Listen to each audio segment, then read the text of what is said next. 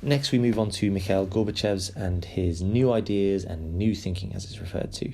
So the causes behind this were the revolving door of leaders in the Soviet Union after Brezhnev died in 1982.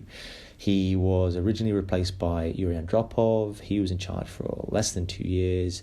He was again replaced by Chernenko. Chernenko, again, was very short-lived, and he died in 1985. And so at that point, Gorbachev comes into power in 1985. The other big cause of Gorbachev's new thinking is the Soviet economy is not working. It is not able to produce the jobs and the economic output that is needed for the people of the Soviet Union. So, big events of Gorbachev's new thinking. First one, the massive reforms of the Communist Party and massive reforms in the Soviet Union and the Soviet system.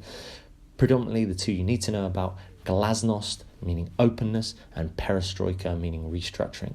Glasnost would be more freedoms, more openness in the media and speech, and a greater sort of clarity with regards to the rest of the world. Perestroika was the restructuring and allowing some free market ideas to come into the Soviet system. As well as that, Gorbachev was intent on ending the arms race and signing some treaties and agreements to reduce the amount of money the Soviet Union was spending on weapons. As well as this, he would abandon the Brezhnev doctrine. He would stop Soviet interference in Eastern Europe and allow the satellite states to have more freedoms.